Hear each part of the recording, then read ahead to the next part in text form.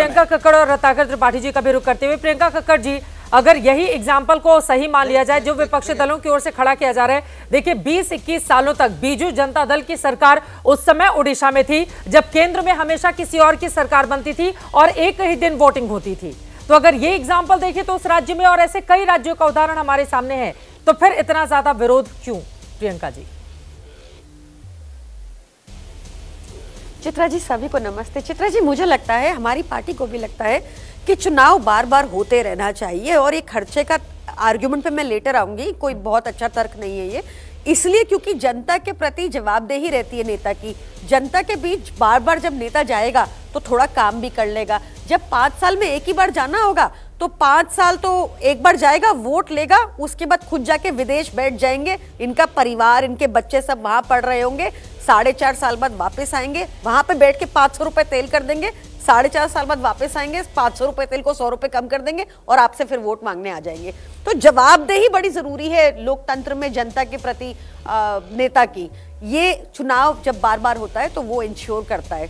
दूसरी चीज, इसमें जो पैसा लगने का आर्ग्यूमेंट आ रहा है बार बार, कोई कैलकुलेशन नहीं आया। इलेक्शन कमीशन की निर्धारित सीमा होती है कितना खर्चा करना है, क्या करना है, ऐसा कोई इनके पास अमाउंट नहीं है कि इतना बच जाएगा। और अगर सच में ये बचा भी लेंगे तो इनसे पूछिए क्या करेंगे ये बचा के। ये फ्री बिजली देंगे जनता को, ये फ्री पानी देंगे जनता को, आज तक तो दी नहीं। पूंजीपतियों को 16 लाख करोड़ माफ कर देंगे फिर से, ये और कुछ नहीं करेंगे आम जनता के लिए। ये भार जो है आम जनता पर ही पड़ेगी दोबारा।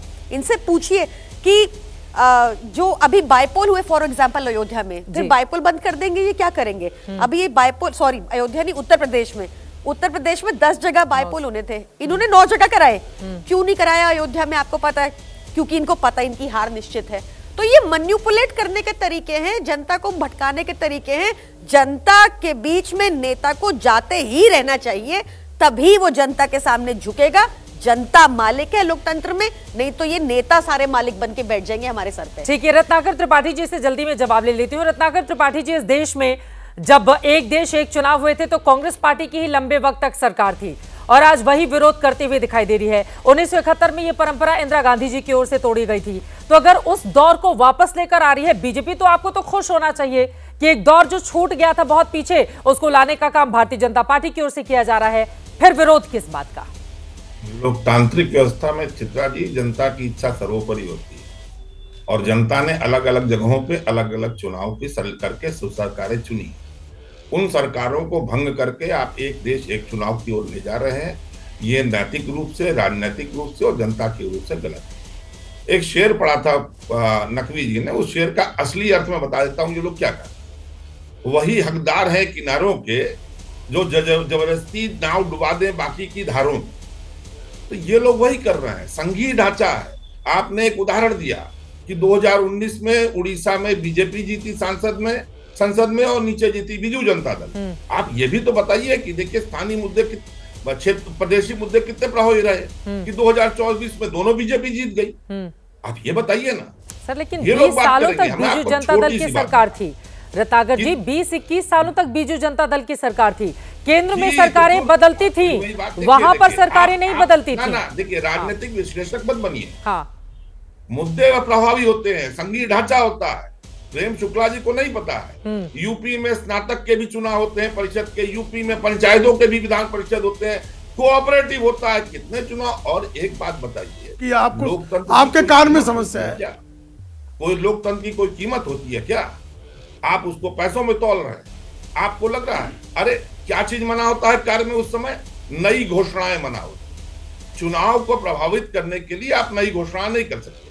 आपने एक पुल अगर 2024 में कर दिया है, वो तो आप 32 में तैयार करते हैं, 26 में 28 में तैयार करते हैं, तो क्या वो काम रुक जाता है? कहीं काम नहीं रुकता है। पैरामिलिट्री फोर्सेस जाओ, कितने जाते हैं? क्या सारी फोर्सेस चली जाती है यूपी के चुनाव में और मेघालय के चुनाव में? एक टुकड़ा जाता है, वो टुकड़ा तो हर समय जाएगा। उसका खर्चा क्या हुआ?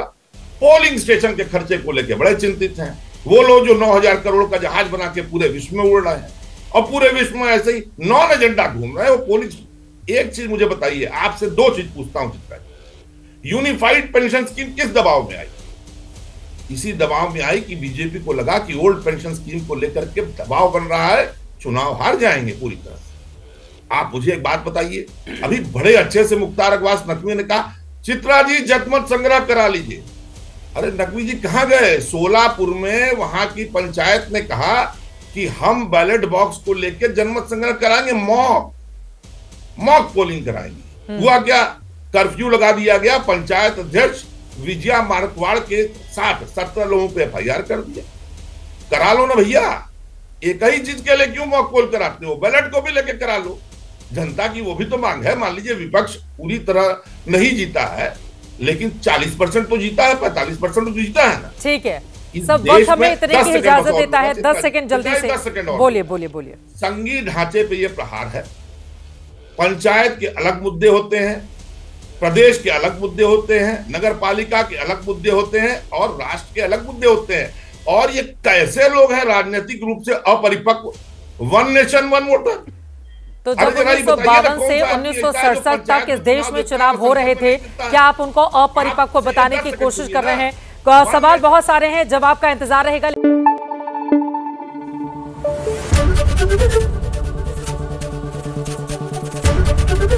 ABP न्यूज आपको रखे आगे।